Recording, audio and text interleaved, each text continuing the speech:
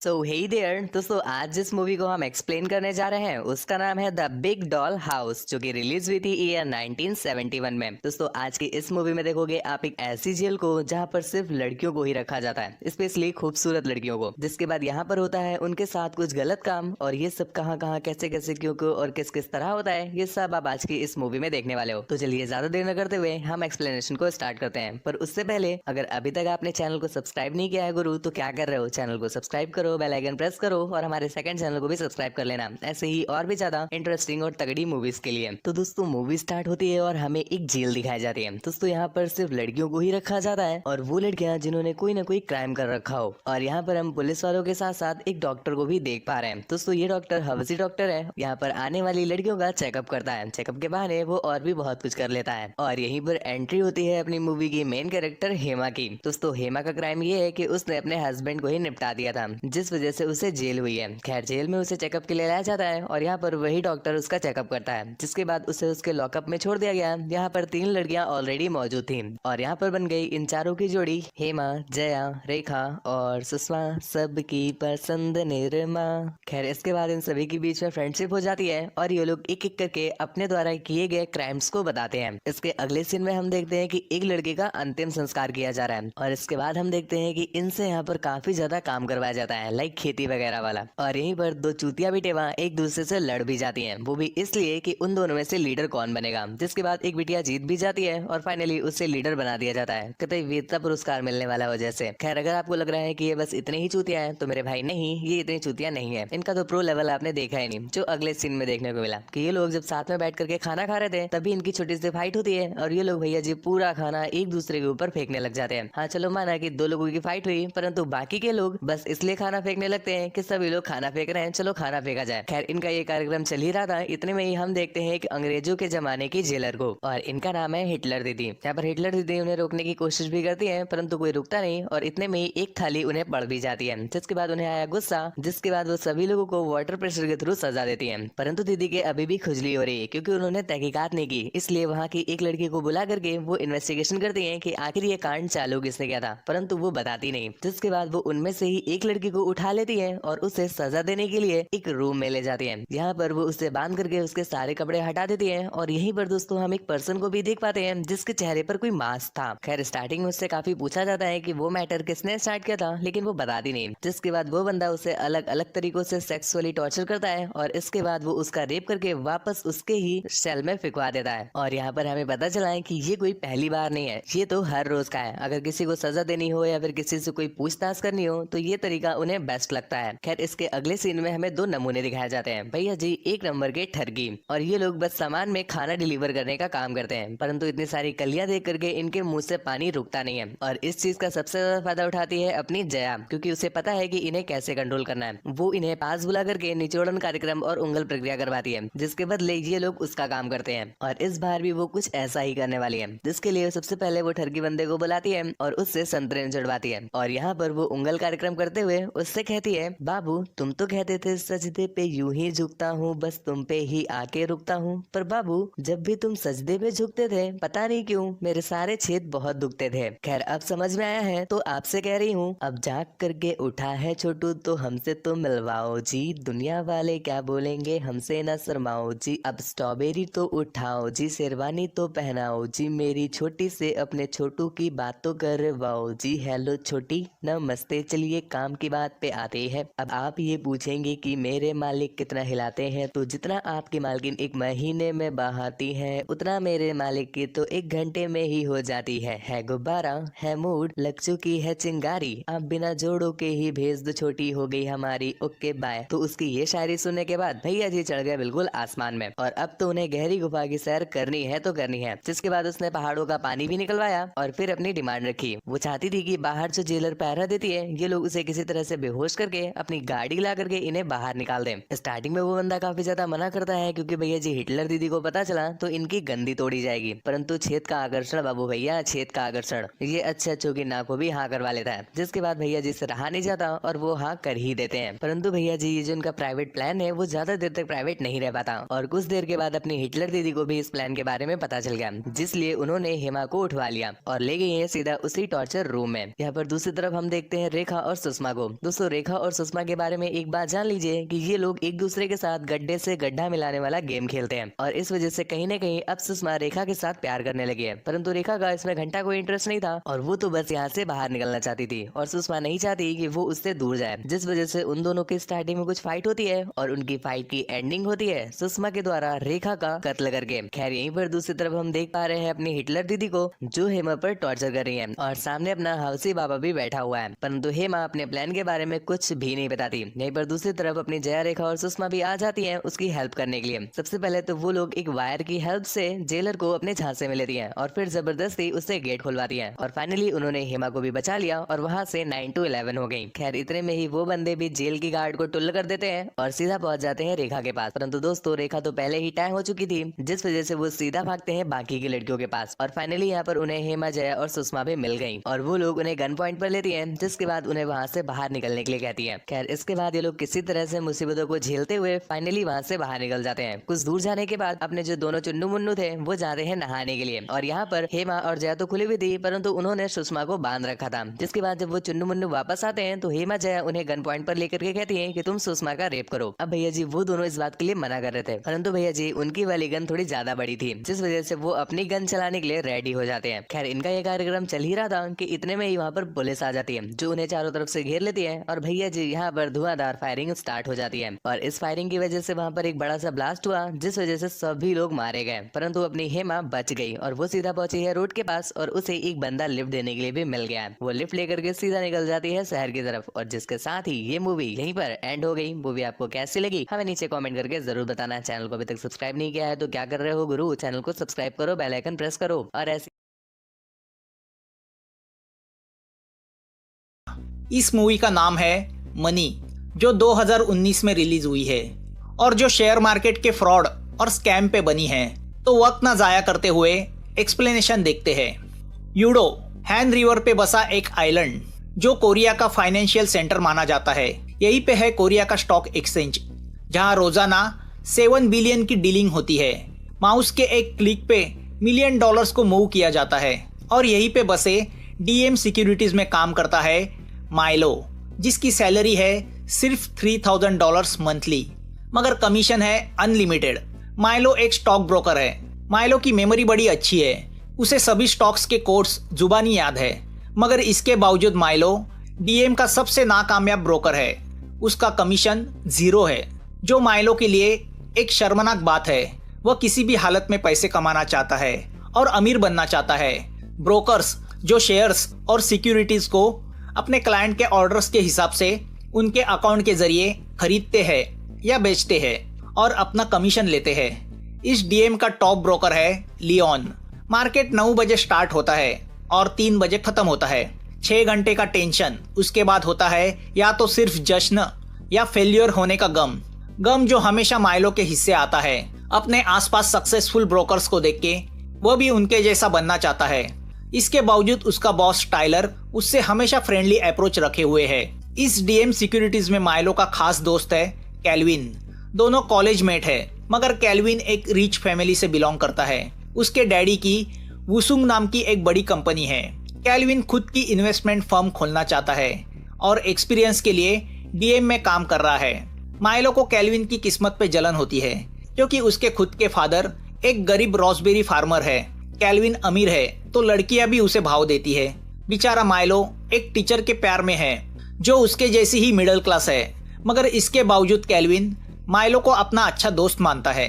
अब stock market में speculation तो चलता ही है। स्पेकुलेशन यानी सट्टा, शेयर्स के भाव गिराओ फिर उनको खरीदो और जब मार्केट में उनकी डिमांड बढ़ जाती है तो फिर से उनको बड़े भाव में बेचो, जो इल्लीगल है क्योंकि ऐसे सट्टे से छोटे इन्वेस्टर बर्बाद हो जाते हैं। मगर ये दुनिया ही सट्टा है। कैल्विन माइलो से कहता है अगर जुए खाने में बैठे हैं और अमीर बनना है तो थोड़ा सट्टा तो खेलना ही पड़ेगा, मगर माइलो को सट्टा खेलने का मौका ही नहीं मिल रहा। वह बस अपने बॉस का चमचा बन के रह गया है। तो ऐसे में एक क्लाइंट का माइलो को फोन आता है कि एक इलेक्ट्रॉनिक कंपनी के 20,000 शेयर, इतना कह के फोन कट होता है। अब बेचारा माइलो यह समझ नहीं पाता कि शेयर्स बेचने हैं या खरीदने हैं, तो वह अपनी अकल लगा के उस क्लाइंट के अकाउंट से शेयर्स खरीदता है। मगर दूसरे ही पल उस क्लाइंट का फोन आता है। वह माइलो पे गुस्सा होता है क्योंकि उसने शेयर्स बेचने को कहा था, तो अब वह क्लाइंट उसके पैसे वापस चाहता है। तो अब मैनेजर सबको बुला के कहता है कि माइलो की गलती की वजह से उनको क्लाइंट को पैसा देना पड़ा है, तो अब इस साल का सबका बोनस कैंसिल किया जाता है। तो अब सब माइलो पे गुस्सा होते हैं कि अगर अकल नहीं है तो वह चलाता क्यों है। मैनेजर तो उसे नौकरी से निकालने की धमकी देता है। तो दुखी हारा माइलो रात को बहुत शराब पीता है और अपने बॉस और मैनेजर के सामने सीन क्रिएट करता है। यह सब ड्रामा लियोन देखता है, जो डीएम का टॉप ब्रोकर है। वो उससे कहता है कि वह भी कभी माइलो जैसा था, मगर जब से वह बुटीक नाम के एक सीक्रेट इन्वेस्टमेंट कंपनी के साथ ब्रोकरिंग करने लगा है, तब से सब ठीक चल रहा है। दूसरे दिन माइलो जब बुटीक के बारे में कैल्विन से पूछता है, तो वह उससे कहता है कि वह फ्रॉड कंपनी है जो मार्केट में मिलियंस का हेरफेर करती है।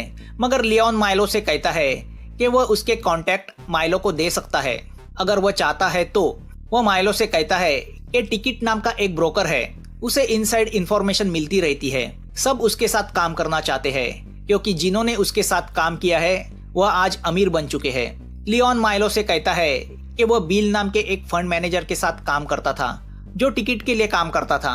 उसने लियोन को टिकट से मिलवाया और फिर लियोन भी टिकट के लिए काम करने लगा और आज वह एक सक्सेसफुल ब्रोकर है। अब लियोन की शानो शौकत और सक्सेस स्टोरी सुन के माइलो भी टिकट के लिए काम करना चाहता है और टिकट को भी एक नए ब्रोकर की तलाश है। माइलो को यह अपॉर्चुनिटी लगती है और वह टिकट को मिलने एक बिल्डिंग के रूफ पे जाता है। टिकट की पर्सनैलिटी को देख के माइलो पहली ही नजर में उससे इम्प्रेस होता है। टिकट माइलो से कहता है कि अगले दिन उसे एक अनजान कॉल आएगा। सैमिल एसेट नाम का अकाउंट उसे कंट्रोल करना है।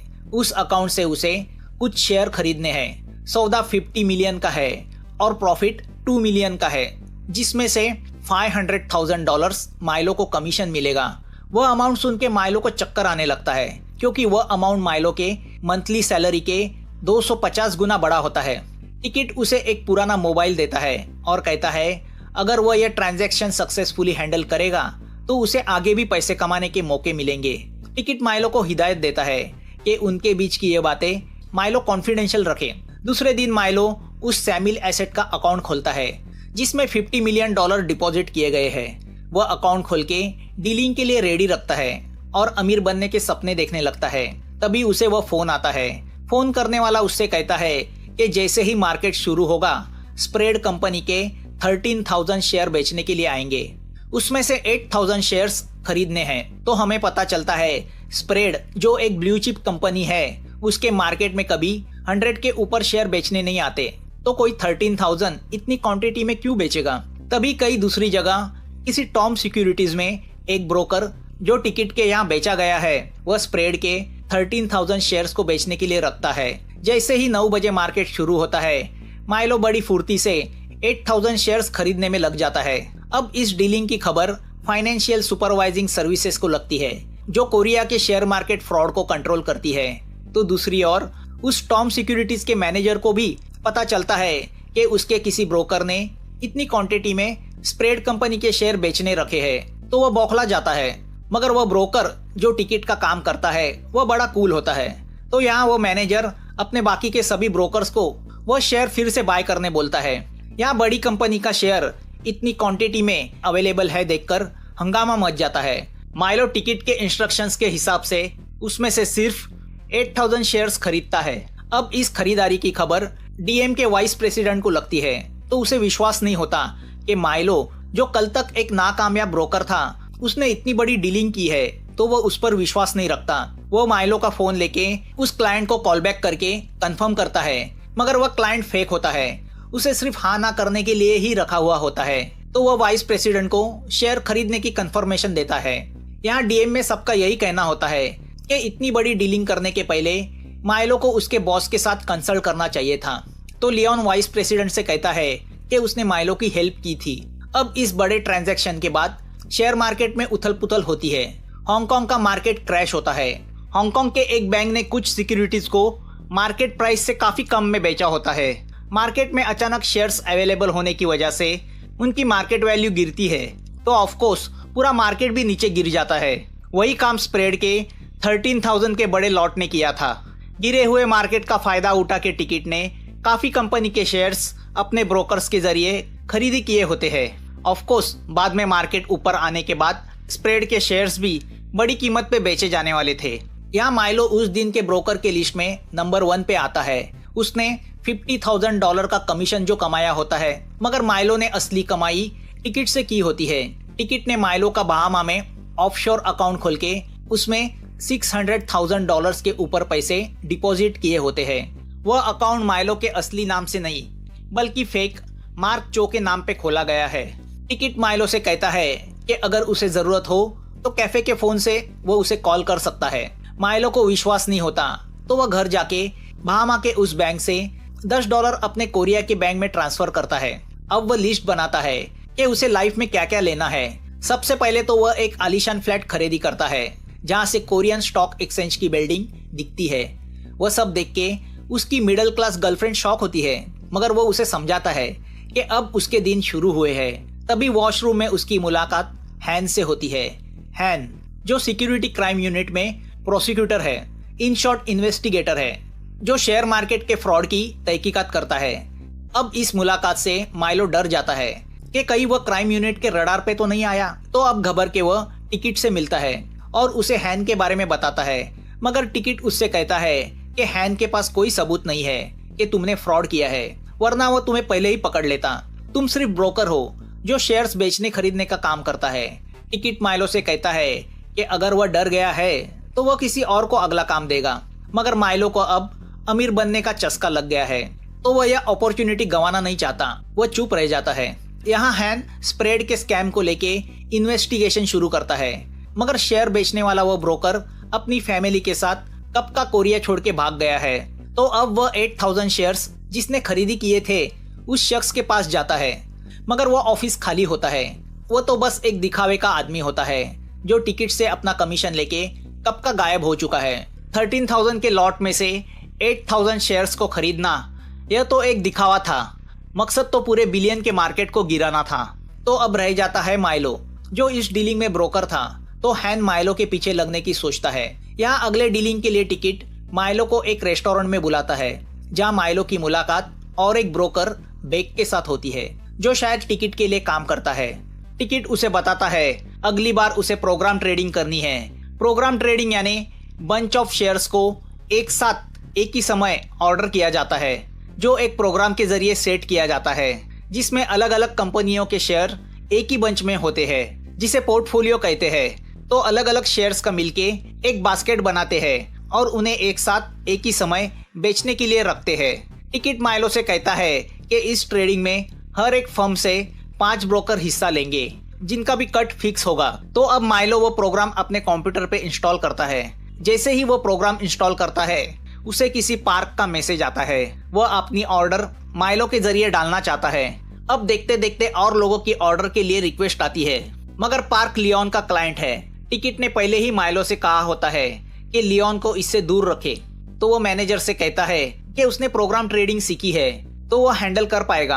अब मार्केट गिरना शुरू होता है तो माइलो को और बंच शेयर्स की ऑर्डर मिलती है। तो इतने सारे लोगों की मिलके माइलो को 139 मिलियंस के शेयर्स बाय करने की ऑर्डर्स मिलती है जो वह प्रोग्राम ट्रेडिंग के जरिए कुछ ही समय में पूरी करता है। टोटल मिला के 700 मिलियन के ट्रांजैक्शन होते हैं जिसमें माइलो को 1.2 मिलियन का कट मिलता है। अब पैसे आने के बाद माइलो कैल्विन के साथ नाइट लाइफ एंजॉय करता है। रात को हैन माइलो को उसके अपार्टमेंट के नीचे मिलता है और उसे कहता है कि उसकी उस पर नजर है।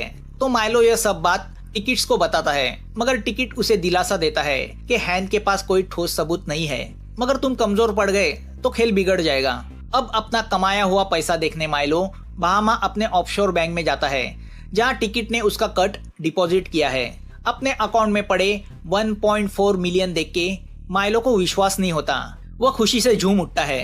अब वह बहामा एंजॉय करने निकलता है जहां उसकी मुलाकात रॉय से होती है जिसकी न्यूयॉर्क में इन्वेस्टमेंट फर्म है। दोनों एक दूसरे का इनविटेशन कार्ड एक्सचेंज करते हैं। अब जब माइलो कोरिया लौटता है तो उसे पता चलता है प्रोसिक्यूशन के लोगों ने डीएम पे रेड डाली है और उसकी वजह है माइलो, जिसने पिछले कुछ दिनों में की हुई डीलिंग्स क्राइम यूनिट की नजर में आई है, जिसे लेकर डीएम की इंक्वायरी कमेटी उसकी पूछताछ करती है। मगर वह कहते हैं ना, पैसा आदमी को कॉन्फिडेंट बना देता है। तो माइलो उनसे कहता है उसने अकेले पैसे नहीं कमाए, उसने डीएम को भी पैसे कमा के दिए हैं। वह उससे कहता है कि उसने सिर्फ उसका काम किया है, जो उसके बॉसेस ने उसे सिखाया है, तो यह कोई फ्रॉड नहीं है। अगर मैं अपने क्लाइंट को सर्विस नहीं देता तो कोई और देता, तो सब चुप हो जाते हैं। यहाँ डीएम के रेड पे पाए गए डेटा से ब्रोकर्स के कुछ सीक्रेट्स सोशल मीडिया पे लीक होते हैं कि वह दूसरी औरतों पे अपने पैसे उड़ा रहे हैं। अब जब यह बात लियोन की वाइफ को पता चलती है तो वह ऑफिस आके लियोन के लेडी असिस्टेंट की पिटाई करती है, जिससे गुस्सा होकर वाइस प्रेसिडेंट लियोन को जॉब पे से निकाल देते हैं और उसका सारा काम माइलो को सौंपते हैं, जिससे लियोन माइलो पे खासा नाराज होता है। वह माइलो से कहता है कि वह टिकट के तलवे चाटना बंद करे। तो अब माइलो उससे कहता है कि टिकट ने लियोन को छोड़ के उसे अपने साथ इसलिए किया है क्योंकि लियोन अब आउटडेटेड हुआ है। उसकी बातें सुन के लियोन गुस्सा होकर वहां से चला जाता है। यहाँ अब माइलो अपने पैसे का रोब अपनी खूबसूरत कलीग पे जमाने लगता है और उसके साथ रिलेशन में आता है, जिसका पता उसकी गर्लफ्रेंड को चलता है।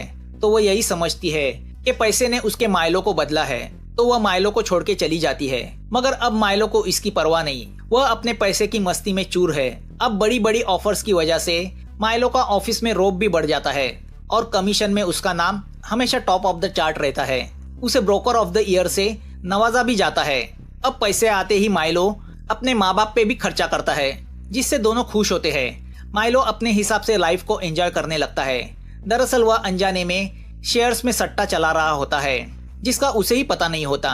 यहाँ एक रात माइलो को एक बेक नाम के ब्रोकर का फोन आता है। वह उसे मिलने बुलाता है, मगर माइलो नहीं जाता।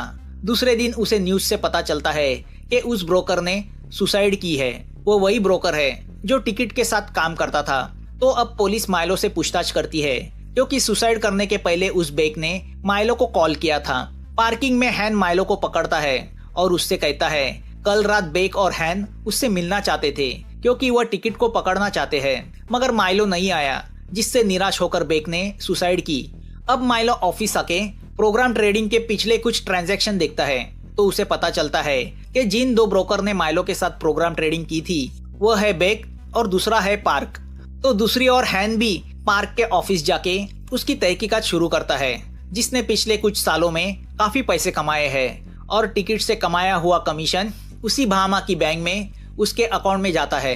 अब घबर के पार्क रात को लियोन से मिलता है। दोनों को पता चल चुका है कि उनके कंधे पे गन रख के टिकट उसे चला रहा है। अगर कुछ हुआ तो वह दोनों फंसेंगे। तो अब लियोन कुछ प्लान करता है।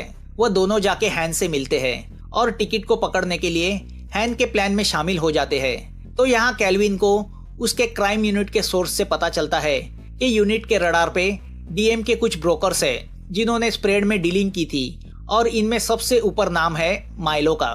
दूसरे दिन माइलो पार्क से मिलने उसके ऑफिस जाता है, तो पार्क ऊपर से जम करके सुसाइड करता है, जिससे माइलो शॉक होता है। मगर अगले ही पल उसे पता चलता है कि वह सुसाइड नहीं है बल्कि मर्डर है। एक कॉन्ट्रैक्ट किलर ने पार्क को उसके ऑफिस से नीचे फेंका होता है।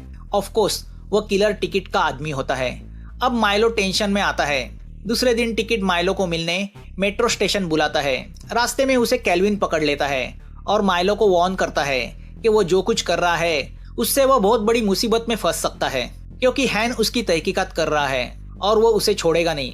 कैल्विन माइलो से कहता है कि उसे सिर्फ इस्तेमाल किया जा रहा है, मगर माइलो उसकी नहीं सुनता। वो उससे कहता है कि तुम जैसा पैसे वाला कब से मेरी चिंता करने लगा। उसकी बातें सुनकर कैल्विन हर्ट होता है। अब जब माइलो टिकट से मिलता है तो टिकट माइलो से कहता है कि माइलो को दूसरे दिन नेकेड शॉर्टिंग से शेयर खरीदने हैं, जो इलीगल प्रैक्टिस है। जॉब 20 मिलियन का है, जिसमें माइलो का कट 5 मिलियन का होगा। अब शेयर में नेकेड शॉर्टिंग का मतलब होता है जो शेयर्स असलियत में पोजीशन में नहीं होते मगर ट्रेडिंग में बेचने के लिए रखे जाते हैं, जिससे उनकी डिमांड घट जाती है। जब वह बॉटम की प्राइस छूते हैं तब उन्हें खरीदा जाता है, मगर इस वजह से मार्केट पे इसका असर पड़ता है, और खास करके अगर वह शेयर बड़ी मात्रा में हो तो टिकट उससे कहता है कि वह एक दिवालिया कंपनी के शेयर्स है, तो वैसे भी कुछ फर्क नहीं पड़ता क्योंकि कंपनी ऑलरेडी डूबी हुई है। तो अब माइलो उसे सिखाने लगता है कि वह यह इलीगल काम क्यों कर रहा है, इतने पैसे लेके वो क्या करेगा।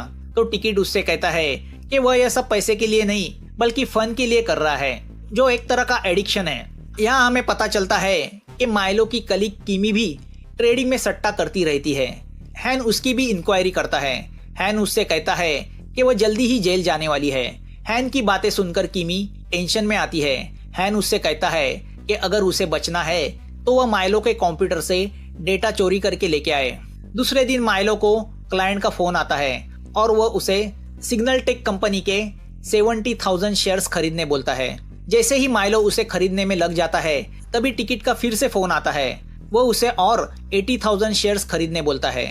ऐसा कर करके टिकट उस कंपनी के पूरे 20 मिलियन के शेयर्स माइलो के जरिए बॉटम प्राइस में खरीदता है। माइलो इंटरनेट पे देखता है तो उसे पता चलता है कि 2 दिन पहले ही सिग्नल टेक कंपनी में आग लग गई थी जिसमें 2 लोग जल के मरे, जिसका फायदा उठा के टिकट ने नेकेड शॉर्टिंग करके उसके काफी शेयर्स मार्केट में बेचने के लिए अवेलेबल है करके दिखाया था, जिससे डरकर बाकी के शेयर होल्डर्स ने अपने शेयर्स मार्केट में बेचने के लिए रखे तो उस कंपनी के शेयर्स की प्राइस पूरी तरह से गिर गई। इसी का फायदा उठा के टिकट उन्हें कौड़ियों के मोल खरीद रहा है। माइलो समझ जाता है कि यह आग भी टिकट ने लगाई है। टिकट ने माइलो को बताया था कि मार्केट में सिग्नल टेक के शेयर की डिमांड अचानक बढ़ने से उसकी कीमत बढ़ जाएगी, तो उस कंपनी के शेयर्स को 10 सेंट में खरीद के $3 में बेचा जाएगा। मगर सच्चाई कुछ अलग होती है जो आगे जाके हमें पता चलती है। यहाँ डीएम में केल्विन को माइलो की इस ट्रेडिंग पे शक होता है, तो वह सिक्योरिटी क्राइम यूनिट में फोन करता है और उसे ये सब बताता है, मगर वहाँ के इंचार्ज को उसमें फ्रॉड नजर नहीं आता। यहाँ किमी माइलो के कंप्यूटर से पेन ड्राइव पे डेटा चोरी करती है। अब इस नेकेड शॉर्टिंग की कंप्लेंट केल्विन वाइस प्रेसिडेंट से करता है, मगर वह केल्विन को ही सुनाता है कि वह अपना काम करे। दूसरी ओर टिकट लियोन का एक्सीडेंट करवाता है, जिसकी वजह से लियोन पार्शियल कोमा में चला जाता है। तभी माइलो को किसी का फोन आता है और वह उससे कहता है कि वह इस ट्रांजैक्शन का डेटा लेके उसे लॉबी में मिले। वो माइलो को टिकट से ज्यादा प्रॉफिट दिलाएगा, मगर उसकी बातों से माइलो समझ जाता है वो कोई फेक आदमी है। दरअसल वो फोन हैन ने करवाया होता है डेटा हासिल करने के लिए। अब जब माइलो गुस्सा होकर लॉबी में जाता है तो हैन के लोग माइलो को पकड़ने जाते हैं। माइलो उनसे बचने के लिए भागता है तो दूसरी ओर से टिकट का कॉन्ट्रैक्ट किलर उसे मारने आता है, मगर एक कार की वजह से माइलो लकीली बच जाता है। अब टिकट माइलो को हॉस्पिटल में बुलाता है और उसे लियोन की हालत दिखाते हुए उससे कहता है कि हैंड ट्रैप करके उसके ब्रोकर को गद्दारी पे मजबूर कर रहा है। मगर अच्छा है माइलो उसके ट्रैप में नहीं फंसा। अगर उसने उसके साथ गद्दारी करने की कोशिश की तो उसकी भी हालत पार्क नहीं तो लियोन की तरह होगी। अब माइलो पूरी तरह से परेशान होता है। दरअसल सिग्नल टेक जैसे जिन कंपनियों का दिवाला निकला है उनके शेयर्स के प्राइस को पूरे बॉटम तक ले जाके टिकट उन्हें पूरी तरह से खरीदता है। इन शॉर्ट वह कंपनी को कौड़ियों के मोल खरीदता है। वह उनके शेयर बेचता नहीं, वह कंपनी पे कब्जा करता है, फिर उन कंपनी के एसेट्स को टुकड़ों में बेचता है, जिससे $1 मिलियन का प्रॉफिट होता है। अब टिकट अगली कंपनी का नाम लेता है तो उसका नाम सुन के माइलो शॉक होता है, क्योंकि वह कंपनी केल्विन के डैडी की होती है। कंपनी का नाम होता है वुसंग इंटरनेशनल। यहाँ सिक्योरिटी क्राइम यूनिट वाले हैन के साथ डीएम सिक्योरिटीज पे रेड डाल के उनके अकाउंट्स की फाइलें जब्त करते हैं। हैन माइलो को अपने साथ चलने को कहता है। हैन माइलो को दिखाता है कि कितने सारे ब्रोकर्स और कंपनियां टिकट की जालसाजी की वजह से बर्बाद हुई है। हैन उससे कहता है कि उसके पास माइलो के पिछले ट्रेडिंग का अकाउंट डेटा भी है जो किमी ने उन्हें दिया है, मगर माइलो कुछ रिएक्ट नहीं होता। तभी उसके मोबाइल पे मैसेज आता है कि केल्विन के डैडी की मौत हुई है। टिकट का और एक शिकार। तभी उसे बोर्ड पे दिखाई देता है कि अब टिकट का अगला शिकार वुसंग कंपनी है, जिसे वह नेकेड शॉर्टिंग करके कौड़ियों के मोल खरीदना चाहता है। हैन माइलो को ऑफर देता है कि अगर वह टिकट को उसके हवाले करेगा तो वह उसे छोड़ देगा। माइलो अपने दोस्त के डैडी की शोक सभा में तो नहीं जाता, मगर अब वह कुछ ठान लेता है। वह सीधा टिकट के पास चला जाता है और उसे हैन की ऑफर बताता है कि अगर वह टिकट को पकड़वा देगा तो क्राइम यूनिट वाले उसे छोड़ देंगे। तो टिकट को शक होता है कि कहीं माइलो उसके खिलाफ सबूत इकट्ठा करने के लिए अपने बॉडी पे माइक्रोफोन छुपा के तो नहीं आया। माइलो उसे कपड़े उतार के दिखाता है कि उसके पास कोई माइक्रोफोन नहीं है। टिकट उसको वहां से दफा करता है। अब माइलो केल्विन को जाके मिलता है। वो केल्विन से वादा करता है कि कल जब मार्केट ओपन होगा तब तुम्हारी कंपनी की यानी वुसंग की प्राइस बढ़ेगी, जो अब बॉटम डाउन है। वुसंग कंपनी अब दिवालिया अनाउंस होने के कगार पे है, मगर माइलो नहीं चाहता उसके दोस्त की कंपनी कौड़ियों के मोल बेची जाए। माइलो केल्विन से कहता है कि मैं तुम्हारे डैडी के कंपनी के सब शेयर बाय करूंगा। उस पर केल्विन माइलो से कहता है कि उसके अंकल कंपनी को सस्ते में किसी चाइना की कंपनी को बेचने वाले हैं। माइलो उनसे कहता है कि डेस्परेट होके कंपनी को सस्ते में मत बेचो, उसे मैं ऊपर उठाऊंगा कल सुबह। दूसरे दिन सुबह जैसे ही मार्केट ओपन होता है, वह अपने कलीग से कहता है कि वूसन के सब शेयर ग्लोबल इन्वेस्टमेंट के अकाउंट से खरीदी करो। माइलो वूसन के शेयर खरीदता है, जिससे कंपनी की मार्केट वैल्यू टेम्परवरीली बढ़ जाती है। तो केल्विन माइलो के कहने पे अपने अंकल को उनके हिस्से के शेयर्स बेचने को रोकता है और उन्हें थोड़ा वेट करने बोलता है। इस दरमियान टिकट माइलो को कांटेक्ट करने की कोशिश करता है, मगर माइलो उसका कॉल रिसीव नहीं करता। इस ट्रेडिंग का पता हैन को चलता है, मगर वह डीएम की ओर नहीं बल्कि ग्लोबल इन्वेस्टमेंट की ओर निकलता है। यहाँ इन्वेस्टिगेशन डिपार्टमेंट से कुछ लोग आते हैं और माइलो को उनके साथ चलने कहते हैं। तो माइलो उनसे थोड़ा वक्त मांगता है। वो मार्केट में वूसन के 9 मिलियन के शेयर्स बेचने के लिए अवेलेबल कराता है, जो माइलो ने ग्लोबल के अकाउंट से कुछ घंटे पहले खरीदी किए होते हैं। प्लान के हिसाब से उन शेयर्स को केल्विन को फिर से बाय करना है, मगर अब बढ़ी हुई कीमत पे कौन क्लाइंट उसे खरीदेगा। तो यहाँ माइलो रॉय को अपने साथ मिलाता है। आपको याद होगा, यह रॉय वही आदमी है जिसकी न्यूयॉर्क में इन्वेस्टमेंट कंपनी है, मगर रॉय भी डूबी हुई कंपनी के शेयर्स महंगे दाम में क्यों खरीदेगा। तो उसका क्लाइंट उससे वह खरीदवाएगा, और वह क्लाइंट कोई और नहीं बल्कि खुद माइलो ही है। माइलो अपने बहामा के ऑफशोर बैंक से, जहां उसका मार्क चो के नाम से अकाउंट है, जिसमें उसने आज तक टिकट से कमाए लगभग 7 मिलियन रखे हैं, वह उस पैसे से वूसन के 9 मिलियन के शेयर्स की वो पूरी बैच रॉय के कंपनी के जरिए मार्केट बंद होने के कुछ देर पहले खरीदता है। मतलब माइलो ने बुराई से कमाया हुआ पैसा अच्छाई के लिए इस्तेमाल किया था।